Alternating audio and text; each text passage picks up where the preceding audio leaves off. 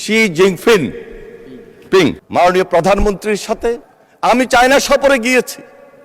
আলোচনায় অংশগ্রহণ করবেন লক্ষ্মীপুর ৩ আসন থেকে নির্বাচিত মাননীয় মন্ত্রী জনাব মোহাম্মদ শহীদ উদ্দিন চৌধুরী এনি।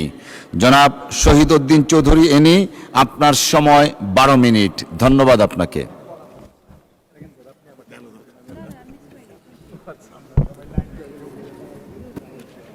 বিসমিল্লাহির রহমানির রহিম। মাননীয় স্পিকার, আপনাকে ধন্যবাদ। মাননীয় স্পিকার, এই মুহূর্তে তিস্তার পাড়ে যে মানুষগুলো আছে তারা কিন্তু প্রকৃতপক্ষে প্রকৃতির সঙ্গে যুদ্ধ করছে। শুধু তিস্তার পাড়েই নয়, আপনি পদ্মায় যান, মেঘনায় যান, যমুনায় যান, ব্রহ্মপুত্র সহ সারা বাংলাদেশের 4000 কিলোমিটার নদী ভাঙন এলাকার এই মানুষগুলো তারা প্রহর গুনছে, একটা মানবতর জীবনযাপন করছে। তাদের চোখে মুখে হতাশার চাপ। কি তাদের ভবিষ্যৎ, কি হবে কোত্থেকে? এই বাজেট তারা বুঝছে না, এই বাজেট তারা দেখছে না, এই বাজেট তারা জানে না, কিন্তু তারা বাঁচতে চায়। আমি যখন কথা বলছি, মুহূর্তের মধ্যে 2 কিলোমিটার, 3 কিলোমিটার, 4 কিলোমিটার তারা ভাঙনের শিকার হচ্ছে প্রতিনিয়ত, প্রতিটা মুহূর্তে। মাননীয় স্পিকার, আমি গত 19 জুলাই তিস্তার পাড়ে গিয়েছিলাম। আমার সঙ্গে ছিলেন জাগো বাহে আন্দোলনের নেতা মাননীয় মন্ত্রী আসাদুল হাবিব দুলু সাহেব। যাওয়ার আগে আমি মাননীয় প্রধানমন্ত্রীর সঙ্গে দেখা করেছিলাম। মাননীয় প্রধানমন্ত্রী জনাব তারেক রহমান বললেন যে আমরা 2 মাসের মাথায় উত্তর পশ্চিমাঞ্চলের মানুষের জন্য, বাংলাদেশের 3 ভাগ এর 1 ভাগ মানুষের জন্য, 7 কোটি মানুষের জন্য, 37% মানুষের জন্য পদ্মা ব্যারেজ আমরা বাস্তবায়নের প্রকল্প হাতে নিয়েছি এবং একদিকে সেটা পাশ করিয়েছি মাননীয় স্পিকার। এবং তিস্তাবাসীকে, তিস্তা অববাহিকার পাড়ে যারা বসবাস করেন ওই 2 কোটি মানুষকেও আশ্বস্ত করে আসবেন, আমরা এই অর্থ বছরে তিস্তা মহাপরিকল্পনা নামে হোক আর অন্য যে কোনো নামে হোক, আমরা তা বাস্তবায়ন করবই। মাননীয় স্পিকার, আমার সৌভাগ্য হয়েছিল মাননীয় প্রধানমন্ত্রীর সাথে চায়না সফরে। আমি চায়না সফরে গিয়েছি, আমি দেখেছি সেখানের মাননীয় প্রধানমন্ত্রীর তীক্ষ্ণ দৃষ্টি, দূরদর্শী চিন্তা, তার উইল পাওয়ার। তিনি সেখানে ওয়াটার রিসোর্স মিনিস্টারের সঙ্গে বৈঠক করেছেন, আমাদের নেতৃত্ব দিয়েছেন। তিনি সেখানে চায়নার প্রধানমন্ত্রীর সাথে বৈঠক করেছেন, নেতৃত্ব দিয়েছেন। চায়নার যিনি আইন প্রণেতা তার সঙ্গে তিনি বৈঠক করেছেন এবং সেখানে আলোচনা করেছেন, নেতৃত্ব দিয়েছেন। সর্বশেষ চায়নার প্রেসিডেন্ট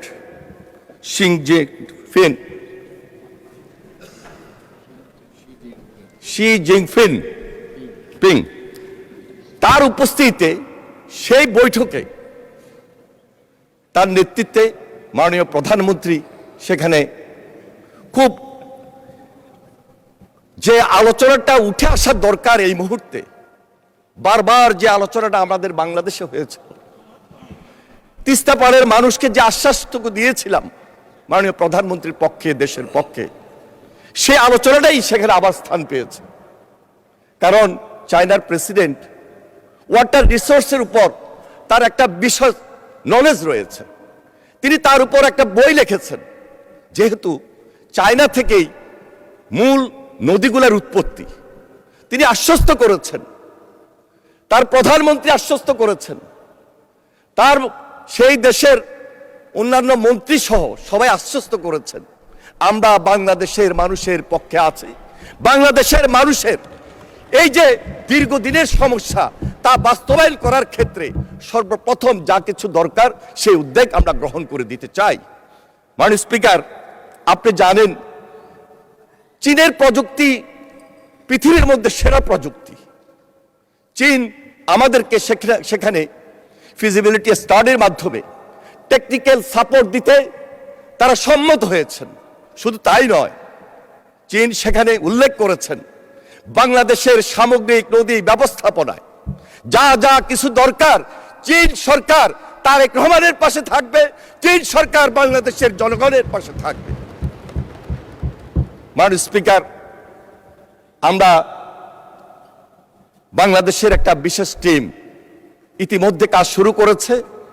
আমরা আশা করছি এই বাজেটে যে বরাদ্দটুকু বিশেষ প্রয়োজন সেই বরাদ্দ নিয়ে আমাদের এই দেশের এবং বহির্বিশ্বের আরো যদি দু একটা এক্সপার্ট টিম খুব দ্রুততম সময়ের মধ্যে এই ফিজিবিলিটি স্টাডি শেষ করে দৃশ্যমান পদ্মা ব্যারেজের মতো তিস্তা মহাপরিকল্পনা আমরা এই অর্থ বছরে স্টাডি কমপ্লিট করে তা বাস্তবায়নের উদ্যোগ গ্রহণ করব। মাননীয় স্পিকার, মাননীয় স্পিকার, পদ্মা ব্যারেজ আমাদের উত্তর পশ্চিমাঞ্চলের মানুষের দীর্ঘদিনের একটা স্বপ্ন ছিল। ফারাক্কা ব্যারেজ আমাদের সেই স্বপ্নকে শুধু শুষ্ক মৌসুমে নয়,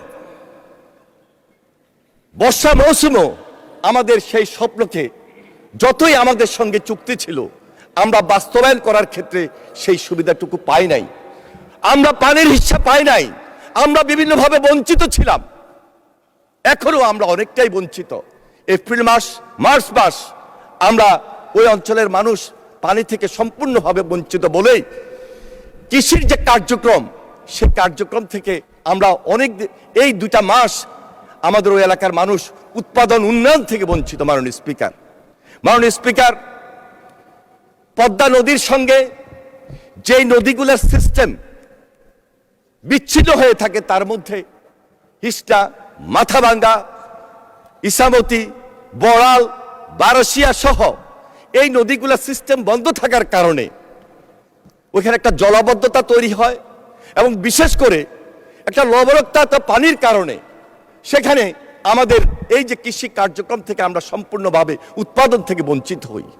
বিশেষ করে সুন্দরবন যে এলাকা, এই সুন্দরবন এলাকায় মাননীয় স্পিকার ইকো সিস্টেমের যে ভারসাম্য, এই ভারসাম্য থেকে সম্পূর্ণভাবে আমরা সেখানে বঞ্চিত হয়ে রয়েছি। মাননীয় স্পিকার, তাই আমরা আজকে যে পদ্মা ব্যারেজ একটাকে পাশ করেছি, সিদ্ধান্ত নিয়েছি খুব শীঘ্রই টেন্ডার প্রক্রিয়ার মধ্য দিয়ে এই কাজ শুরু হবে এবং আমাদের দেশবাসী ওই যে 3 ভাগের 1 ভাগ ওই অঞ্চলের মানুষ, পুরা দেশের মানুষ আমরা আমাদের জীবন জীবিকা যেটা ফিরে পাওয়ার তা আশা করি ইনশাল্লাহ আমরা সেখান থেকে মুক্তি পাবো। মাননীয় স্পিকার, তিস্তা নদীর স্থায়ী সমাধান এবং এই যে উত্তরবঙ্গের যে অর্থনীতির রূপান্তর, আমার বিশ্বাস আমাদের এই ধারাবাহিকতা এই প্রক্রিয়ার মধ্য দিয়ে আমরা ওই অঞ্চলের মানুষকে সম্পূর্ণ সুযোগ সুবিধা দিতে সক্ষম হব। মাননীয় স্পিকার, মাননীয় স্পিকার, আমাদের মাননীয় প্রধানমন্ত্রী তিস্তার মধ্যেই চায়নার সঙ্গে যে মিটিংগুলো হয়েছে, যে নেতৃত্ব তিনি দিয়েছেন এখানেই সীমাবদ্ধ ছিল না। বাংলাদেশ জাতীয়তাবাদী দলের সঙ্গে চায়না কমিউনিস্ট পার্টির একটা চুক্তি স্বাক্ষরিত হয়েছে। এই চুক্তির মধ্য দিয়ে তাদের সঙ্গে আমাদের একদিকে পিপল টু পিপল যে কন্ডাক্ট, আরেকদিকে রাজনৈতিক যে সমঝোতা, রাজনৈতিক যে সহযোগিতা তা আমরা নিশ্চিত করতে সক্ষম হব। মাননীয় স্পিকার, মাননীয় স্পিকার, আমাদের বাংলাদেশ এবং চীনের মধ্যে যে দ্বিপাক্ষিক এবং কৌশলগত যে সম্পর্ক এখানে যে আলোচনা স্থান পেয়েছে, এটা একটা অভূতপূর্ব উচ্চতায় গিয়েছে। মাননীয় স্পিকার, যেখান থেকে একটা অর্থনৈতিক মুক্তি আমাদের চলে আসবে। মাননীয় স্পিকার, মাননীয় স্পিকার, আপনি জানেন যে কঠিন চ্যালেঞ্জ নিয়ে আজকে আমরা মাঠে নেমেছি। এই চ্যালেঞ্জটুকু পাওয়ার জন্য দীর্ঘ 17 বছর আমাদেরকে অপেক্ষা করতে হয়েছে। আমাদের মাননীয় প্রধানমন্ত্রী দেশের বাইরে নির্বাসিত জীবনে ছিলেন। দেশনেত্রী বেগম খালেদা জিয়া অত্যাচার নির্যাতনের শিকার হয়েছেন।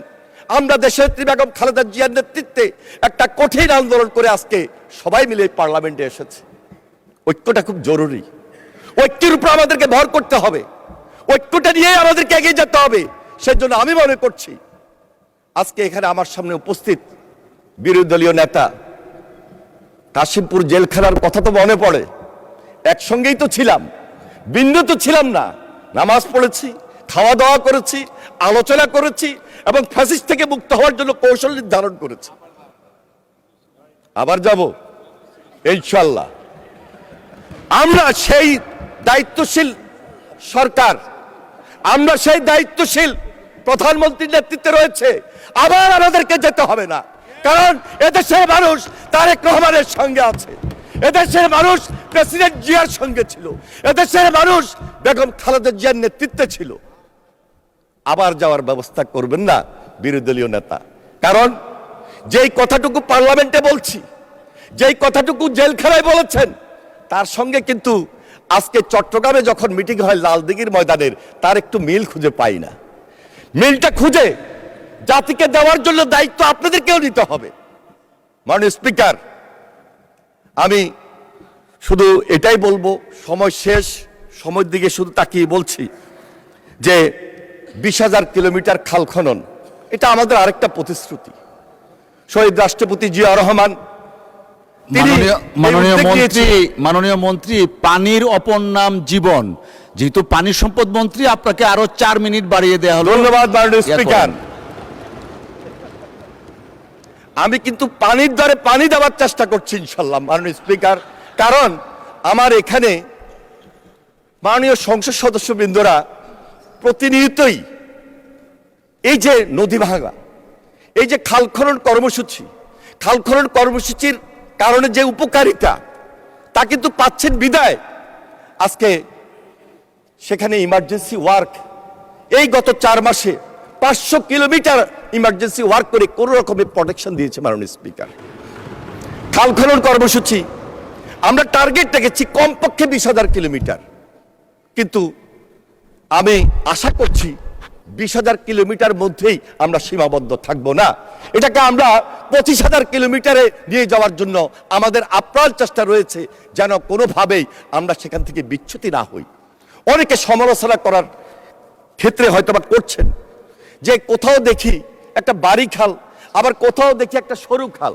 একটু জানার ব্যাপার আছে মাননীয় স্পিকার, যেখানে সেচের খাল, ওই সেচের খালগুলো কিন্তু একটু ন্যারো হয়, সেখানে কিন্তু হেভি খাল কিন্তু ইচ্ছা করলে আমরা করতে পারি না। হেভি খাল দিয়ে আমরা নদীর সঙ্গে যে কানেক্টিভিটিটা আমাদের চরাঞ্চলে নিয়ে যেতে হয়, আমাদের গ্রামীণ অবকাঠামোতে নিয়ে যেতে হয়, গ্রামীণ অর্থনীতিকে চাঙ্গা করার জন্য, যেটি ছিল শহীদ রাষ্ট্রপতি জিয়া রহমানের আন্দোলনের অংশ, একটা কর্মসূচি, একটা বিপ্লব। আজকে তারেক রহমানের নেতৃত্বে এই খাল খনন কর্মসূচির মাধ্যমে আমরা নতুন জাগরণ সৃষ্টি করেছি মাননীয় স্পিকার, যেখান থেকে আমাদের উৎপাদন দ্বিগুণ হবে। যে উৎপাদন শহীদ রাষ্ট্রপতি জিয়া রহমানের আমলে আমরা রপ্তানি পর্যন্ত করতে সক্ষম হয়েছি, আশা করছি তারেক রহমানের নেতৃত্বে সেদিকেই আমাদের যাওয়ার খুব প্রবল ইচ্ছা রয়েছে। আশা করছি সেটাও আমাদের পক্ষে সম্ভব হবে মাননীয় স্পিকার। মাননীয় স্পিকার, আমি আমার লক্ষ্মীপুর, আমাদের ফ্যামিলি কার্ডের জন্য একটা গ্রামকে সিলেক্ট করা হয়েছিল। সেই গ্রামের মধ্যে একটা ওয়ার্ডে 3টা গ্রাম। তো আমার কাছে আমি একজন উপকারভোগী মায়ের সঙ্গে কথা বললাম যে এই যে আপনি 2,500 টাকা পাচ্ছেন, আপনি 2,500 টাকা দিয়ে কি করবেন? উনি তাৎক্ষণিকভাবে আমাকে উত্তর দিলেন, 2,000 টাকা আমি খরচ করব, 500 টাকা আমি সঞ্চয় করব। 2,000 টাকা কোথায় খরচ করবেন? ওনার এক ছেলের জন্য 500, স্কুলে যাতায়াতের জন্য টিফিন বলেন বা আনুষঙ্গিক 500 টাকা মাসে উনি বরাদ্দ রেখেছেন। আর 500 টাকা ওনার মেয়ের জন্য উনি বরাদ্দ রেখেছেন। আর 1,000 টাকা ওনার পরিবারের অসুখ বিসুখ, তার জন্য উনি সাপোর্ট হিসাবে ওই যে 1,000, 500, 500, 1,000 আর 1,000, 2,000 টাকা মাসে খরচ করার পর আরো 500 টাকা উনি সঞ্চয় করার জন্য উনি চিন্তা রেখেছেন। মাননীয় স্পিকার, এ হলো বাংলাদেশের গ্রাম, এ হলো বাংলাদেশের সাধারণ মানুষের চিন্তা। আজকে তার পাশে দাঁড়িয়েছেন জনাব তারেক রহমান।